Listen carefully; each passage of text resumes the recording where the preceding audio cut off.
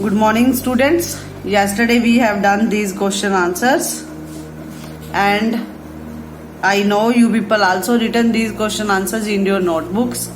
After that, we will study at page number 22nd about microorganism. उसके बाद 22nd page number पर हम पढ़ेंगे माइक्रो ऑर्गेनिज्म के बारे में, कैसे माइक्रो ऑर्गेनिज्म हेल्पफुल है हमारे लिए।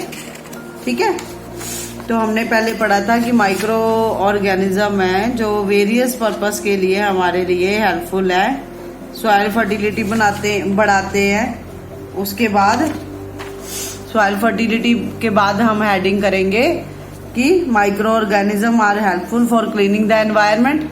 माइक्रो ऑर्गेनिज्म एनवायरनमेंट को साफ करने के लिए भी हेल्पफुल होते हैं। ठीक है, तो कैसे होते हैं बेटा? Boojho and Paheli, written in your book, Boojho and Paheli had observe the school gardener making manure. आपने पहेली को ऑब्जर्व करना है कि एक स्कूल गार्डनर है, वो खाद बना रहा है। मैन्योर खाद होता है बेटा। along with their friends they collected waste of plants, vegetables and fruits from nearby houses and gardens। तो उसने क्या किया, वेजिटेबल पील्स या फ्रूट पील्स लेके उससे खाद बनाई, और उसके जो नेबर्स के जो घर है उनसे भी उसने वेस्ट को लिया। They put them in a pit meant for waste disposal. उसने एक गड्ढा खोदा और उसमें ले ली सारी वेस्ट डिस्पोज कर दी, डाल दी। ठीक है, after some time it decomposed and got converted to manure. कुछ दिनों के बाद उसने देखा कि जो वेजिटेबल पील्स थे, फ्रूट पील्स थे, ठीक है, ये सारे एक खाद में चेंज हो गए। Boojho and Paheli wanted to know how this could happen. तो ये ऐसा क्यों हुआ? तो ऐसा इसलिए हुआ क्योंकि बेटा जो सॉइल में डाले थे उसने वेजिटेबल और फ्रूट के पील, सॉइल में बैक्टीरिया होते हैं और बैक्टीरिया हेल्पफुल है। जो भी बायोडिग्रेडेबल वेस्ट है, बायोडिग्रेडेबल वेस्ट वो होती है बेटा जो मिट्टी में घुल जाती है, चाहे वो आपकी सब्जियों के छिलके हों, चाहे आपके फ्रूट्स के छिलके हों, चाहे कॉटन है, ठीक है, चाहे पेपर है, ये सारे बायोडिग्रेडेबल है। ये कुछ दिन अगर आप इसे मिट्टी में रखोगे तो after some days these waste will be converted into a manure. Manure natural खाद होती है जो, ठीक है। उसके बाद एक्टिविटी 2.5 देखेंगे फटाफट हम, क्योंकि हमने चैप्टर भी फिनिश करना है। Take 2 pots and fill each pot half with soil. 2 pots लिए आपने, 2 गमले लिए, दोनों को आधे तक, दोनों गमलों में उसके हाफ तक हमने मिट्टी डाल दी। Mark the A and B. एक गमले का नाम आपने ए रख दिया, दूसरे का बी रख दिया। पुट प्लांट वेस्ट इन पोट ए। पोट ए में आपने प्लांट वेस्ट को डाला। प्लांट वेस्ट मतलब चाहे सब्जियों के छिलके हैं, चाहे वेजिटेबल के छिलके हैं, चाहे फ्रूट के छिलके हैं, ये क्या हो गई, प्लांट वेस्ट हो गई। ठीक है, उसे ए में डाला। And things like polythene bag हो गया, ठीक है, एम्प्टी ग्लास बॉटल्स हो गई, कांच की एम्प्टी ग्लास बॉटल्स होगी, चाहे पॉलीथीन बैग हो गया, एंड ब्रोकन प्लास्टिक टॉयज हो गए, वो पोट बी में डाल दिए। तो 2 गमले लिए, उनको आधे तक हमने मिट्टी से भरा, उसके एक में आपने प्लांट वेस्ट और फ्रूट वेस्ट डाली और उसको नाम दे दिया पोट ए का। उसके बाद पोट बी में आपने प्लास्टिक के कुछ खिलौने, पॉलीथीन बैग और कांच की बोटल्स डाल दी। ठीक है, तो उनको साइड पर रख दिया। पुट द पोट्स असाइड, उनको कुछ दिन के लिए साइड पर रख दिया। ऑब्जर्व देम आफ्टर 3 और 4 वीक के बाद आप ऑब्जर्व करोगे। तो आप क्या ऑब्जर्व करोगे बेटा, कि मैं ऐसे बता देती हूँ आपको। आप ऑब्जर्व करोगे कि जिस पोट में हम वेजिटेबल पील्स, वेजिटेबल के छिलके, फ्रूट्स के छिलके डाले थे, ठीक है, पेपर डाला था, मान लो उसमें कॉटन के कुछ क्लॉथ भी डाल सकते हो आप, क्योंकि ये नेचुरल ही होते हैं। आपको पता है कॉटन नेचुरल क्लॉथ है जो हमें पौधों से मिलता है, ठीक है। तो उसके अलावा जो पोट बी था उसमें आपने प्लास्टिक की मटेरियल्स डाले थे, कांच की बोतल्स डाली थी। तो आप देखोगे जो पोट ए में बायोडिग्रेडेबल वेस्ट है वो खाद बन जाएगी आफ्टर 1 मंथ।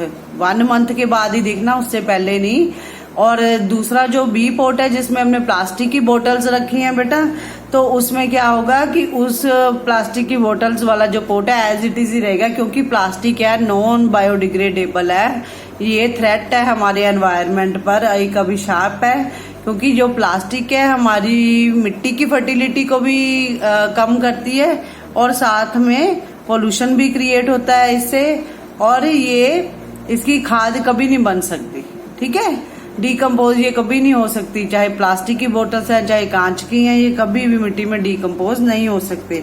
ये सारा इसी में लिखा हुआ है, ठीक है। तो खाद बनाने में हेल्पफुल कौन से माइक्रो ऑर्गेनिज्म है? बैक्टीरिया है, ये हेल्प करते हैं खाद बनाने में भी। उसके बाद कुछ अब हार्मफुल माइक्रो ऑर्गेनिज्म के बारे में पढ़ेंगे। कुछ माइक्रो ऑर्गेनिज्म हमारे एनवायरनमेंट में हमारे लिए बहुत हार्मफुल है, उनके बारे में वन बाय वन पढ़ेंगे हम। तो micro organism are harmful in many ways, कई तरीकों से माइक्रो ऑर्गेनिज्म हमारे लिए हार्मफुल है। Some of the micro organism cause disease in human beings, plants and animals. Such disease causing, जो माइक्रो ऑर्गेनिज्म है डिजीज स्प्रेड करते हैं ह्यूमन बींग्स में, इंसान में, पौधों में और एनिमल्स में। सच डिजीज कॉजिंग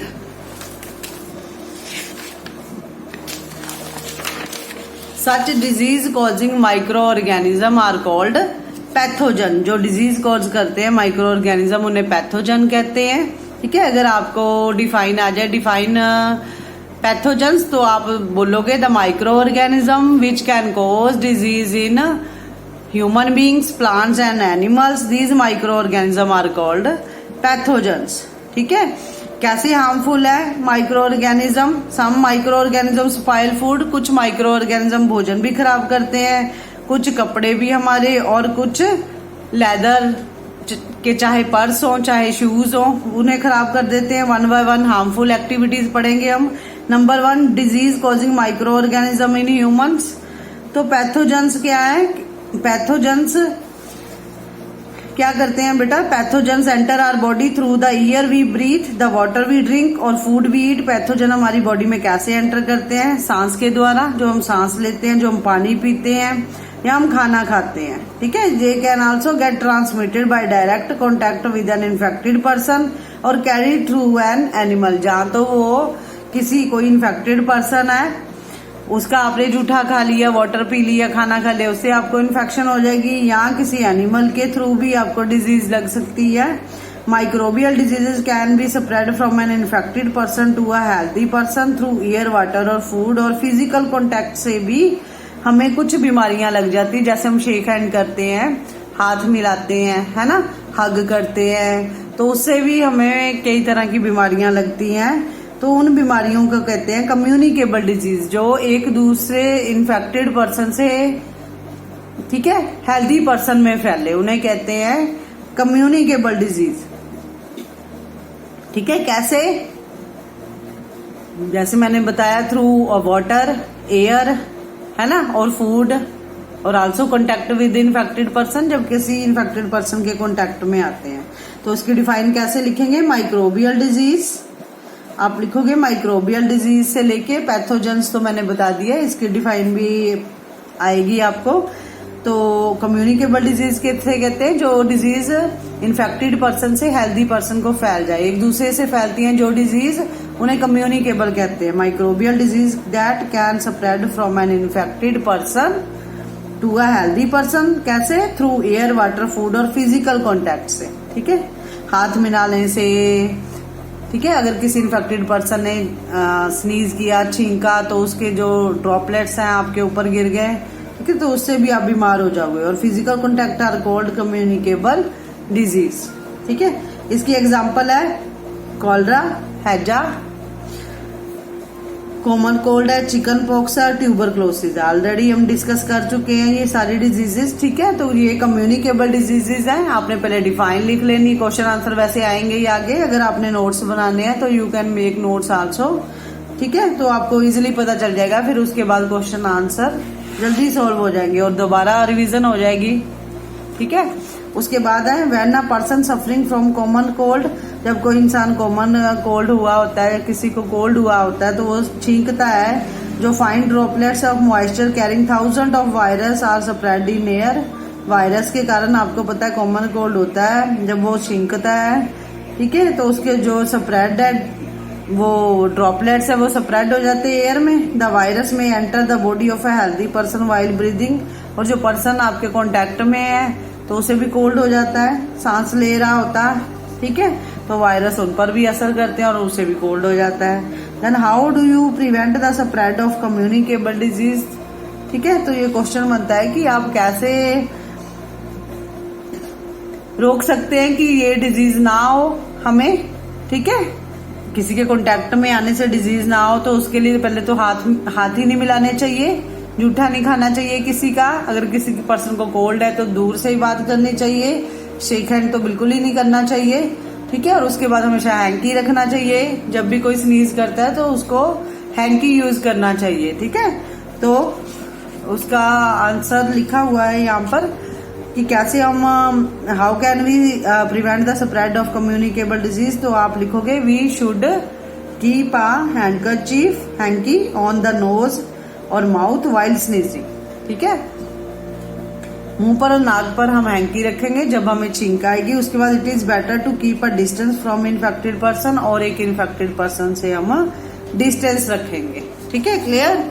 उसके बाद नेक्स्ट है there are some insect and animals which act as carrier of disease causing microbes, कुछ इंसेक्ट होते हैं और एनिमल्स होते हैं जो डिजीज कॉज करते हैं। कैरियर्स मतलब ये अपने साथ जर्म्स लेके आ जाते हैं, हमारे फूड पर बैठ जाते हैं, और वही फूड जब हम खा लेते हैं तो हमें क्या हो जाती है, इन्फेक्शन हो जाती है, ठीक है, कैरियर उसे बोलते हैं। House flies is one of the such के, हाउस फ्लाई आपको पता मक्खी है, ठीक है, तो अब तो आपने न्यूज में भी देखा है कि अगर मक्खी मतलब गंदगी पर बैठेगी तो हमें कई तरह की बीमारियां लगती हैं, ठीक है, और मक्खी के थ्रू भी कोरोना वायरस फैल सकता है क्योंकि वो जगह जगह बैठती है, किसी इन्फेक्टेड पर्सन के ऊपर बैठ गई तो वो मक्खी फिर हमारे फूड पर बैठ गई तो उससे भी हमें कोरोना वायरस हो सकता है, ठीक है।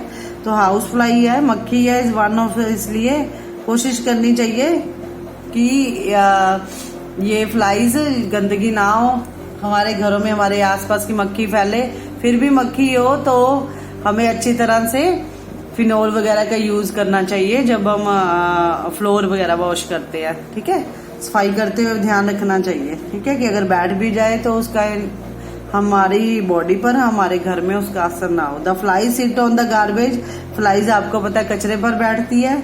एंड एनिमल एक्सक्रीटा, एनिमल की वेस्ट जो होती है उसके ऊपर बैठती है। Pathogen stick to their bodies, ठीक है, पैथोजन्स क्या होते हैं, डिजीज कॉजिंग माइक्रो ऑर्गेनिज्म होते हैं, ठीक है, अभी हमने पढ़ा था पहले, disease causing micro organism are called pathogen, उनकी बॉडी से स्टिक हो जाते हैं तो ये जहां उड़ के जाती हैं तो जो पैथोजन स्प्रेड कर देती हैं, ठीक है, तो वो जो खाना हम खा लेते हैं फिर उससे हम बीमार होते हैं, जहाँ फूड अनकवर हो उस पर जाके बैठ जाती हैं, ठीक है, इसलिए फूड को भी कवर रखना चाहिए, हैंड वॉश करके फूड खाना चाहिए, ठीक है, हैंकी हमेशा अपनी पॉकेट में रखना चाहिए। उसके बाद है another example of carrier is female anopheles mosquito है, मॉस्किटो भी होती हैं, ठीक है, स्मॉल इंसेक्ट है, ये भी बीमारी फैलाती हैं, आपको पता ही है, मॉस्किटो मलेरिया फैलाते हैं। Another example of a carrier is the female anopheles mosquito which carries the parasite of malaria, malaria कौन फैलाता है, उस जो फीमेल मॉस्किटो होती है उसका नाम है एनोफ्लीज मॉस्किटो, ठीक है, एनोफ्लीज मॉस्किटो है which are responsible for spreading malaria disease, clear. उसके बाद female aedes mosquito act as carrier, वो किसकी कैरियर है, फीमेल एनोफ्लीज मॉस्किटो कैरियर है मलेरिया की, फीमेल एडिज मॉस्किटो कैरियर है डेंगू फीवर की, female aedes mosquito act as malaria carrier of dengue fever.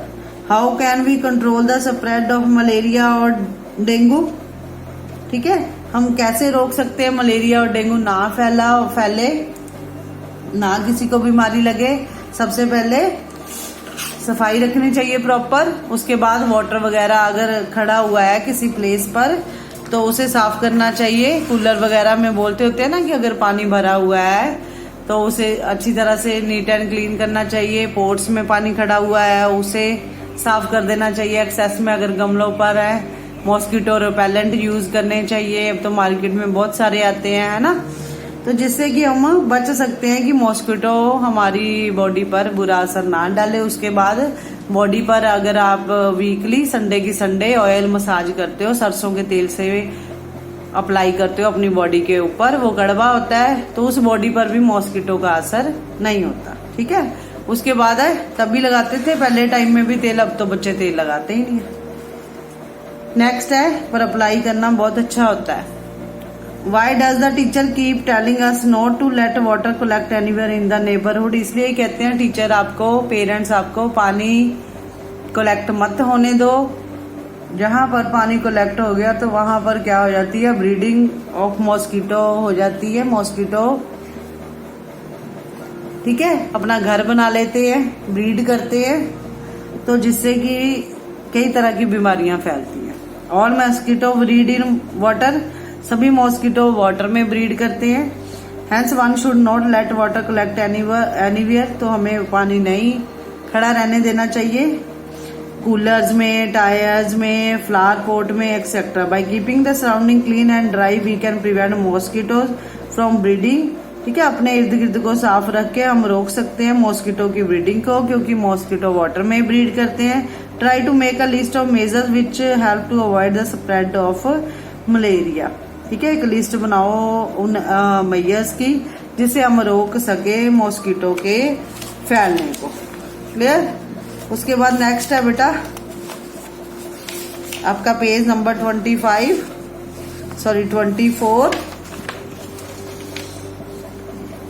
Page number 24।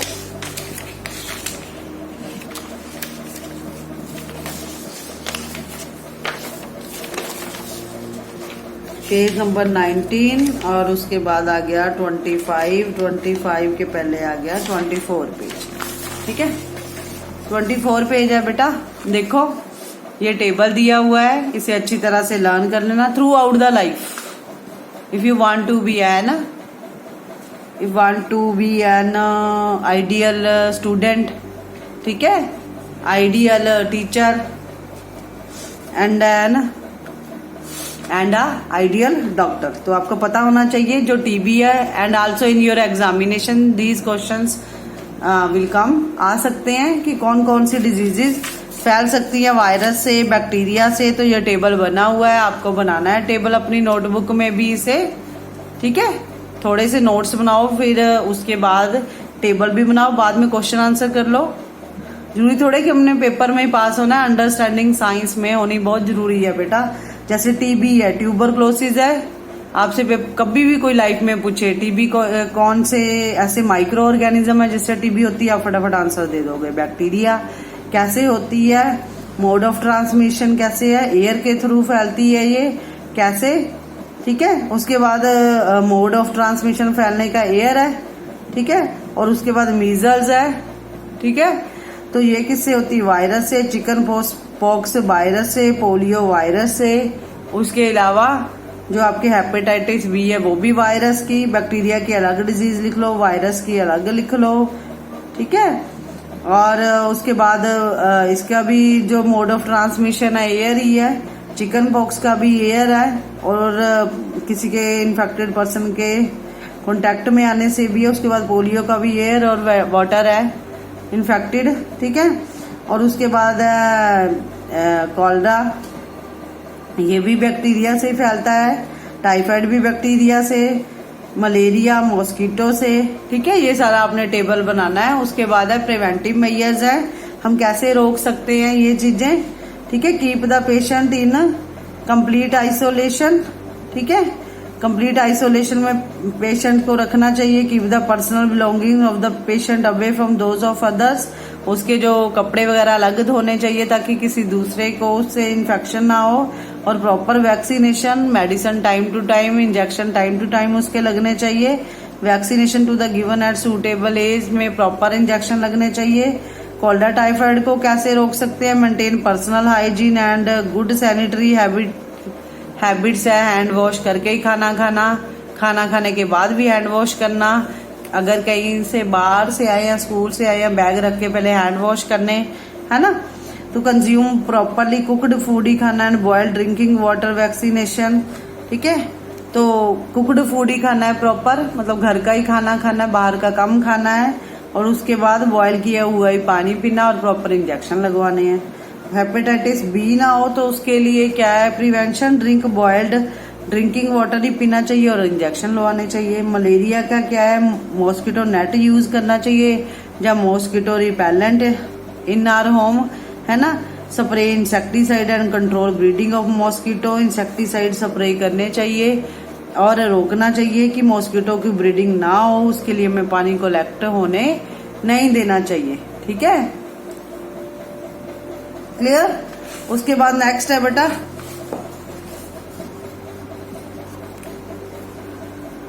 Disease causing micro organism. ये तो हमने ह्यूमन बींग्स की बात कर ली ऊपर सारी। अब हम पढ़ेंगे एनिमल्स में कैसे डिजीज स्प्रेड हो जाती है। Disease causing micro organism in animals, several microorganisms not only cause disease in humans and plants but also in other animals. For example, anthrax is a dangerous human and cattle disease caused by bacterium. Foot and mouth disease of cattle is caused by virus. Bacteria के कारण कौन सी disease हो जाती है animals में? Anthrax आपको paper में आ सकता है और बैक एक्सरसाइज में भी शायद हो। बैक्टीरिया के कारण एनिमल्स में डिजीज होती है वो एंथ्रैक्स है। एंथ्रैक्स जैसे बेटा हमें अस्थमा होता है ना, जिसमें सांस लेने के में प्रॉब्लम होती है, ऐसे ही एक एंथ्रैक्स डिजीज होती है ह्यूमंस में, सॉरी एनिमल्स में। एनिमल्स में भी सांस लेने की उन्हें वैसे ही प्रॉब्लम होती है जैसे हमें अस्थमा में प्रॉब्लम होती है। ठीक है, चाहे वो कोई भी पशु है, ठीक है, गाय है, भैंस है, ठीक है, कोई भी पशु है तो उन्हें एंथ्रैक्स डिजीज हो सकती है। किससे होती है? बैक्टीरिया से, उसे सांस लेने में प्रॉब्लम आती है। और उसके बाद अगर फूट और माउथ डिजीज होती है तो वो वायरस के कारण होती है। आपने देखा कई बार गाय या बैल या बफेलो, है ना, तो उसके लार सी चोती रहती है ना, लार आती रहती है ना मुंह के बाहर, ठीक है, तो वो किससे होती है? वायरस से होती है। लार वगैरह निकलती है ना, तो वो वायरस से होती है। क्लियर। उसके बाद है तो किसने डिस्कवर किया था बेटा? रॉबर्ट कोच नाम के साइंटिस्ट हुए हैं, डिस्कवर्ड द बैक्टीरियम। उन्होंने बैक्टीरियम, उस बैक्टीरिया को फाइंड आउट किया। उस बैक्टीरिया का नाम क्या है? बैसिलस एंथ्रासिस, जिसने जो कॉज करते हैं डिजीज किसमें? एनिमल्स में। विच कॉज एंथ्रैक्स डिजीज, ठीक है, एंथ्रैक्स डिजीज के लिए रेस्पॉन्सिबल है बैसिलस एंथ्रासिस बैक्टीरिया। क्लियर, इन्होंने डिस्कवर किया था। उसके बाद disease causing micro organism plants में, पहले ह्यूमंस में पढ़ा, फिर हमने एनिमल्स में पढ़ा, पौधों में भी डिजीज होती हैं। Several micro organism disease in plants like, कुछ पौधों में भी डिजीज होती है। वीट, ठीक है, अनाज की फसल में, चावल की फसल में, पोटैटो की फसल में, गन्ने की फसल में, ऑरेंज में, एप्पल में और अदर्स में। The disease reduce the yield of crops. इस डिजीज के कारण क्या होती है? पैदावार कम हो जाती है। ठीक है, मतलब जितनी होनी चाहिए पैदावार उतनी नहीं होती, डिजीज के कारण क्रॉप खराब हो जाती है, तो उसकी प्रोडक्टिविटी पर असर पड़ता है और फसल कम ग्रो करती है। तो टेबल 2.2 में हम देखेंगे such plant diseases they can be controlled by the, कैसे कंट्रोल कर सकते हैं हम इन्हें। उसके बाद पेज नंबर 25, ठीक है, पेज नंबर 25 पे पढ़ेंगे हम। देखो बेटा, सिट्रस कैंकर है बेटा, ये डिजीज होती है सिट्रस प्लांट्स में। ठीक है,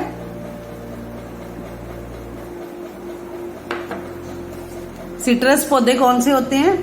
जैसे आपका लेमन हो गया, ग्रेप्स हो गए, ऑरेंज हो गए, जो खट्टे होते हैं, सिट्रस कैंकर नाम की डिजीज होती है पौधों में। सिट्रस फ्रूट्स में होती है। कौन हेल्पफुल है माइक्रो ऑर्गेनिज्म डिजीज फैलाने के लिए? बैक्टीरिया। एयर के कांटेक्ट में आने से पौधों का कलर ये देखो कैसा हो जाता है, ठीक है, येलोइश सा हो जाता है, खराब हो जाते हैं। उसके बाद रस्ट ऑफ व्हीट, ठीक है, जो अनाज की फसल है उसमें डिजीज हो जाती है, उसे कहते हैं रस्ट ऑफ व्हीट। किसकी, कौन से माइक्रो ऑर्गेनिज्म की हेल्प से होती है? फंगस के कारण। ठीक है, और मोड ऑफ ट्रांसमिशन क्या है? एयर और सीड्स। उसके बाद है येलो वेन मोजाइक ऑफ भिंडी, ओकरा भिंडी को कहते हैं। ये किसके कारण होती है, कौन से माइक्रो ऑर्गेनिज्म की वजह से डिजीज होती है, वायरस के। कैसे होती, फैलाता कौन है, इंसेक्ट। क्लियर। उसके बाद है बेटा फूड पॉइजनिंग, ये भी आपने याद रखना है प्रॉपर टेबल, ठीक है, और बनाना भी और हमेशा याद रखना है। अगर जब आप बायो लोगे +1 +2 में भी तो भी ये हेल्पफुल होगी, ठीक है। उसके बाद है देखो फूड पॉइजनिंग बेटा। फूड पॉइजनिंग आपने कई बार देखा है कि हम रात को खाना खा लेते हैं तो हमारा पेट खराब हो जाता है, ठीक है, हॉस्पिटल तक ले जाने की मतलब की कंडीशन हो जाती है। जब हम खाना खाने के बाद एकदम से स्टमक पेन होती है, फिर डॉक्टर्स बोलते हैं ना फूड पॉइजनिंग हो गई है, ठीक है। Paheli wonders how food can become a poison, कैसे एक खाना पॉइजन बन सकता है, ठीक है। तो food poisoning could be due to consumption of food spread by some micro organism, मतलब जो हमने खाना खाया उस पर किसकी ग्रोथ थी, माइक्रो ऑर्गेनिज्म की, जिसकी वजह से वो इन्फेक्टेड हो चुका था और हमने खाना खा लिया और हमें भी इन्फेक्शन हो गई, वॉमिट आ गई, है ना, तो स्टमक पेन होने लगी। Micro organism that grow on our food sometimes produce toxic substances, micro organism हमारे फूड पर टॉक्सिक सब्सटेंस प्रोड्यूस कर देते हैं। These make the food poisonous causing serious illness, इससे क्या होता है फूड पॉइजनस बन जाता है, जहर बन जाता है और हम बीमार हो जाते हैं और इवन कई बार डेथ भी हो जाती है, ठीक है। So it is very important that we preserve food to prevent it from being spoiled, तो हमें खाने को ढक के रखना चाहिए या फ्रेश फूड ही खाना चाहिए, पहले का बना ज्यादा नहीं खाना चाहिए जिससे फूड पॉइजनिंग ना हो, ठीक है। उसके बाद है फूड प्रिवेंशन, कैसे हम फूड को प्रोटेक्ट रख सकते हैं। आपने देखा पुराने टाइम में अचार वगैरह या अब भी अचार कितनी देर चल जाते हैं, जैम्स वगैरह, है ना, केक प्रिजर्व करके रखते हैं लॉन्ग लास्टिंग के लिए कि काफी टाइम चल जाए, तो उसके लिए कुछ तो केमिकल्स होंगे या कुछ तो यूनिक मेथड्स होंगे जिसके कारण हम अपने खाने को सेव रख सकते हैं, सेव कर सकते हैं, है ना। तो उसके बारे में अब हम पढ़ेंगे, डिफरेंट वेज है, तो ये पढ़ेंगे हम बेटा। अब ये देखो, ठीक है, केमिकल मेथड्स हैं जिससे हम अपने खाने को प्रिजर्व कर सकते हैं। केमिकल मेथड देखो, salt and edible oil, oil डालते हैं अचार में या हम सॉल्ट डालते हैं। Salt and edible oils are the common chemical generally use to check the growth of micro organism ना हो, उसके लिए स्पेशली जब अचार मम्मा बनाते हैं तो उसमें ऑयल भी डालते हैं, चीनी भी डालते हैं, नमक भी डालते हैं, ये प्रिजर्वेटिव का काम करते हैं। Therefore they are called preservative, ठीक है। प्रिजर्वेटिव अगर डिफाइन आ गई तो आप लिखोगे preservative are the substances which preserve our food, ठीक है, for long time. We can use preservative, salt and edible oil और sugar in our food products, ठीक है, to protect them from being spoiled, कि वो खराब ना हो, उसके लिए हम प्रिजर्वेटिव यूज करते हैं, ऑयल, सॉल्ट और शुगर, ठीक है। वी ऐड सॉल्ट और एसिड प्रिजर्वेटिव टू पिकल्स, ठीक है, अचार में डालते हैं कुछ नमक भी और एसिड प्रिजर्वेटिव है to prevent the attack of micro organism, का अटैक ना हो उस फूड पर, इसलिए नमक, ऑयल और शुगर डालते हैं। Sodium benzoate and sodium metabisulphite common preservative है। कोई आपसे पूछे केमिकल प्रिजर्वेटिव कौन से हो गए, सोडियम मेटाबाइसल्फाइड और sodium benzoate, sodium benzoate and sodium metabisulphite preservative है जो हेल्प करते हैं, जैम्स में डालते हैं हम, है ना, स्कैश वगैरह में डालते हैं, अब गर्मियां आ गई स्कैश पीते हैं सारे, है ना, जैम्स स्कैश में डालते हैं कि वो खराब ना हो, उसमें प्रिजर्वेटिव डालते हैं सोडियम बेंजोएट और सोडियम मेटाबाइसल्फाइड कि वो ज्यादा देर चले, ठीक है, लॉन्ग टाइम के लिए चले हमारे फूड प्रोडक्ट। उसके बाद प्रिजर्वेशन बाय कॉमन सॉल्ट, ठीक है, सॉल्ट के द्वारा salting is also use to preserve amla, ठीक है, आंवले का अचार डालते हैं, उसमें नमक डालते हैं, रो मैंगो है, ठीक है, कच्चे आम की चटनी बनाते हैं, टैमारिन इमली है, उनमें नमक वगैरह डाल के रख देते हैं, ठीक है, ताकि वो उसमें ग्रोथ ऑफ बैक्टीरिया की ना हो, क्लियर। उसके बाद है preservation bye sugar, jam, jellies और स्कैश में हम डालते हैं शुगर। शुगर भी क्या करता है, रिड्यूस द मॉइस्चर कंटेंट, कम करता है, ठीक है, which inhibit the growth of bacteria which spoil food, और बैक्टीरिया की ग्रोथ नहीं होने देता। उसके बाद ऑयल और विनेगर डालते हैं हम, है ना। विनेगर होता है बेटा सिरका, सिरका डालते हैं अचार वगैरह में, वेजिटेबल्स में, फ्रूट्स में, फिश और मीट में। कि in this method bacteria can not live in environment and can protect our food also. उसके बाद हीट और कोल्ड ट्रीटमेंट। हीट हम क्या कर देते हैं, दूध को उबाल के रखते हैं ना, कि उसमें ग्रोथ ना हो माइक्रो ऑर्गेनिज्म की, प्रोटेक्ट रहे हमारा दूध, खराब ना हो। तो हीट मेथड से, कोल्ड मेथड में हम फ्रिज में रख देते हैं। क्लियर। उसके बाद है पेस्चुराइजेशन। पेस्चुराइजेशन बहुत इंपॉर्टेंट है बेटा, 2 और 3 मार्क्स का क्वेश्चन आ जाता है। पेस्चुराइज्ड मिल्क कैन, जो पैकेट में हम दूध लेते हैं वो बेटा पेस्चुराइज्ड होकर ही आए होते हैं मार्केट में। Pasteurised milk can be consumed without boiling as it is free from harmful micro organism या माइक्रोब्स। माइक्रोब्स या माइक्रो ऑर्गेनिज्म कुछ भी बोल सकते हो आप। जो दूध है बेटा इसे प्रिजर्व किया जाता है हार्मफुल माइक्रो ऑर्गेनिज्म के द्वारा। The milk is heated, milk को हीट किया जाता है 70 डिग्री सेल्सियस पर 15 से 30 सेकंड तक, और फिर इसे एकदम से सडनली चिल्ड किया जाता है और फिर स्टोर किया जाता है। एकदम से ठंडा किया जाता है फिर स्टोर किया जाता है, जिससे क्या होता है कि ये रोक देता है ग्रोथ ऑफ माइक्रोब्स की, और इस प्रोसेस को कहते हैं पेस्चुराइजेशन। ठीक है। द मिल्क से लेके पेस्चुराइजेशन तक आप लर्न कर सकते हो कि पेस्चुराइजेशन क्या होती है। उसके बाद स्टोरेज और पैकिंग। अगर आप दालों वगैरह को ऐसे खुला ही छोड़ दोगे तो उसमें तो इंसेक्ट आएंगे, इसलिए हम डिब्बों में डाल के रखते हैं। वेजिटेबल्स ज्यादा सॉफ्ट होती हैं, फ्रूट्स और वेजिटेबल, इसलिए फ्रिज में रखते हैं कि उनके ऊपर माइक्रोब्स का अटैक ना हो। कवर करके रखेंगे, स्टोर करके रखेंगे, है ना, और पैक करके रखेंगे, उससे हमारे फ्रूट वेजिटेबल्स खराब नहीं होंगे। उसके बाद नाइट्रोजन फिक्सेशन। आपको पता है बैक्टीरिया, राइजोबियम बैक्टीरिया है जो हेल्पफुल होता है नाइट्रोजन फिक्सेशन के लिए। ठीक है। It is involve in the fixation of nitrogen in leguminous plants. ठीक है। लेग्यूमिनस प्लांट्स कौन से होते हैं, पल्सिस, दालों के। रिकॉल दैट राइजोबियम कहाँ पर रहता है, lives in the root nodules of leguminous plants की रूट्स में रहता है, सच एज बीन हो गया, पी हो गया, विच हैज सिम्बायोटिक रिलेशनशिप भी होता है इनका। ठीक है। सिम्बायोटिक रिलेशनशिप होता है जिसमें 2 पौधे रिलेशन के साथ अच्छी तरह सरवाइव कर लेते हैं, मिलके रह लेते हैं। ठीक है। Sometimes nitrogen get fix through the action of lightning. ठीक है। लाइटनिंग के थ्रू भी नाइट्रोजन को फिक्स किया जाता है, but you know that the amount of nitrogen in the atmosphere remain constant, you may wonder how. ठीक है।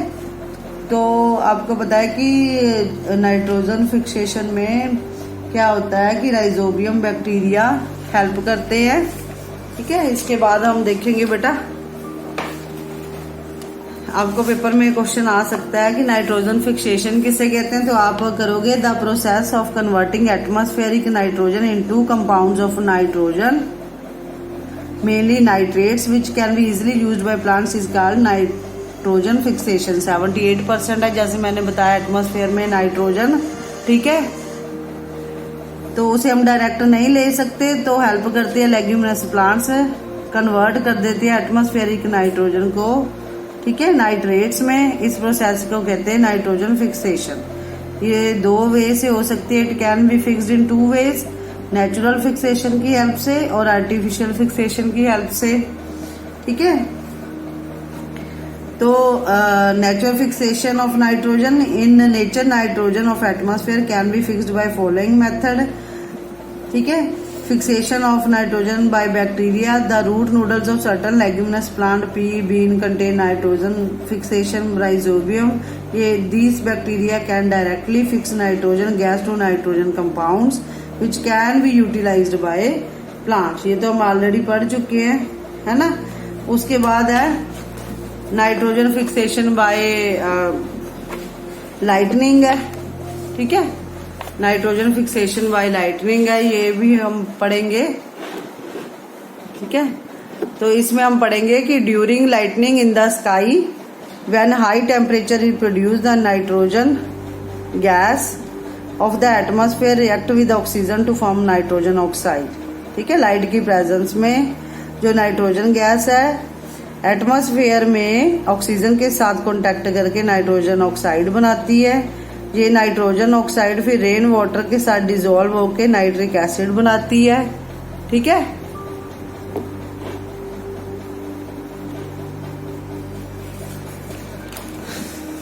ठीक है। तो हम दोबारा कर लेते हैं नाइट्रोजन फिक्सेशन बाय लाइटनिंग। तो बेटा लाइट जब पड़ती है, सनलाइट पड़ती है, ठीक है, तो जो नाइट्रोजन गैस है वो रिएक्ट करती है, मतलब जब दिन चढ़ जाता है वो ऑक्सीजन के साथ कांटेक्ट करके नाइट्रोजन ऑक्साइड बनाती है। और ये नाइट्रोजन ऑक्साइड जब डिसॉल्व हो जाती है रेन वाटर के साथ, फिर ये नाइट्रिक एसिड बनाती है। और उसके बाद नाइट्रिक एसिड फिर रिएक्ट करती है मिट्टी के साथ और नाइट्रेट्स बनाती है, which are then absorbed by plants. उसके बाद आर्टिफिशियल फिक्सेशन ऑफ नाइट्रोजन है। Large amount of free atmospheric nitrogen are used for the production of many chemicals. तो जो आर्टिफिशियल फिक्सेशन नाइट्रोजन है बेटा वे कई तरह से हम यूज करते हैं एटमॉस्फेयर में। ठीक है, ये कई तरह की चीजें बनाती हैं। अमोनिया हो गया, नाइट्रिक एसिड्स हो गया। ठीक है, ammonia and nitric acid are used in manufacture many fertiliser में। फर्टिलाइजर जो यूज किए जाते हैं फार्मर्स के द्वारा खेतों में मिट्टी की फर्टिलिटी बढ़ाने के लिए, फसल की पैदावार बढ़ाने के लिए। और उसके बाद सच एज अमोनियम नाइट्रेट है, यूरिया, कैल्शियम सायानामाइड है। These fertiliser provide nitrogen to plants and plant convert this nitrogen into proteins. ठीक है, इसके बाद है बेटा नाइट्रोजन साइकिल। नाइट्रोजन साइकिल पढ़ेंगे हम। Circulation of nitrogen through the living and non living components.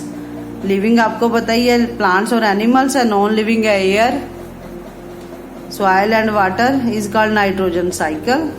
ठीक है, सर्कुलेशन, द सर्कुलेशन से लेके आप नाइट्रोजन साइकिल तक कर सकते हो। नाइट्रोजन साइकिल क्या मेंटेन करता है? Percentage of nitrogen in atmosphere more or less at constant. ठीक है, तो नाइट्रोजन एंड ऑक्सीजन कंबाइन किए जाते हैं एटमॉस्फेयर में नाइटनिंग के दौरान नाइट्रोजन ऑक्साइड्स में। ठीक है, और फैक्ट्रीज में भी यूज किया जाता है। Same happen during combustion in factories और इंजन ऑफ मोटर व्हीकल्स। और ये ऑक्साइड जब रेन वाटर के साथ कॉन्टैक्ट में आते हैं to form dilute nitric acid. ठीक है, डाइल्यूट मतलब कि जिसमें वाटर ज़्यादा ऐड हो उसे कहते हैं nitric acid. React with minerals के साथ रिएक्ट करके नाइट्रेट्स बनाते हैं। Plants take in this nitrates through the roots and convert them.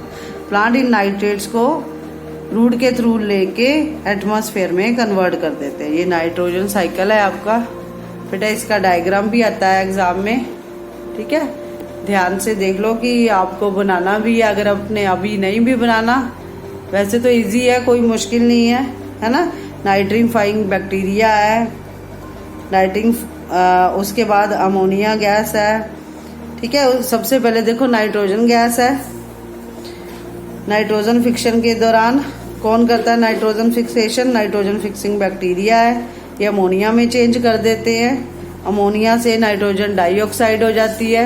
उसके बाद नाइट्रीफाइंग बैक्टीरिया क्या कर देते हैं? नाइट्रेट्स में कन्वर्ट कर देते हैं by the process of nitrification. ठीक है, उसके बाद बेटा blight disease of potato is caused by fungus. ठीक है, not virus, bacteria, any of them. Blight disease potato में फंगस के कारण होती है। उसके बाद the unicellular organism that term milk into curd. दूध को दही में कौन चेंज करता है? बैक्टीरिया। ठीक है, वायरस नहीं करता, फंगस भी नहीं करता, प्रोटोजोआ भी नहीं करता। उसके बाद है yeast use in production. Yeast किस काम आती है? शुगर के, अल्कोहल के, ऑक्सीजन के, नन ऑफ दीज अल्कोहल के। ठीक है, यीस्ट क्या है? Type of fungus. उसके बाद है फिलिंग द ब्लैंक्स, ये भी लिख लेना आप। Study of micro organism is called microbiology. उसके bacteria that do not require oxygen for their growth. Anaerobic micro organism, aerobic होता है ऑक्सीजन की प्रेजेंस में, ऑक्सीजन की एब्सेंस में एनएरोबिक माइक्रो ऑर्गेनिज्म या एनएरो ANAEROBIC anaerobic bacteria. Micro organism can be seen with the help of microscope, ठीक है। Right in your notebooks, ये सारा लिख लेना, क्लियर। उसके बाद 2 फिलिंग द ब्लैंक्स और the foot and mouth disease is caused by a virus in animals, हमने पढ़ा था ना। The process of converting ammonia into nitrates, इसे क्या कहते हैं, एमोनिफिकेशन, एमोनिफिकेशन।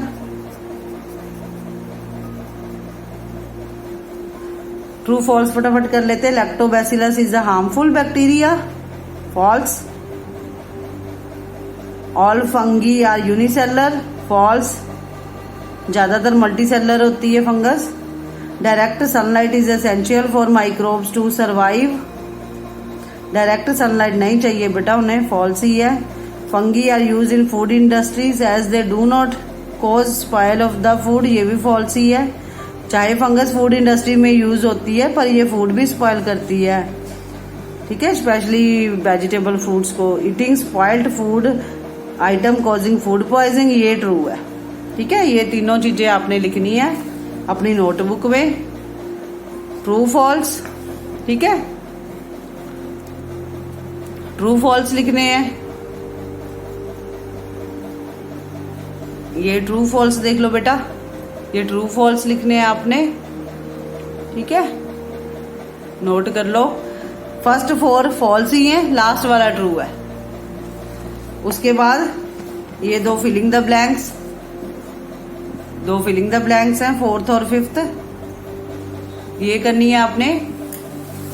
और ये 3 मैंने पहले करवाई हैं आपको। 3 the study of micro organism is called microbiology. The bacteria that do not require oxygen for their growth are called anaerobic bacteria, ठीक है। Anaerobic bacteria, ANAEROBIC bacteria. Micro organism can be seen with the help of microscope. और उसके बाद बेटा ये आपने 5 MCQs note down करने हैं अपनी नोटबुक में। पहले टिक द करेक्ट आंसर करोगे, उसके बाद फिलिंग द ब्लैंक्स, और उसके बाद आप करोगे ट्रू फॉल्स, ठीक है। सब्सक्राइब माई चैनल, ठीक है। If you have any problem write in comment box, I will help you to solve your problem. Thank you, have a nice day.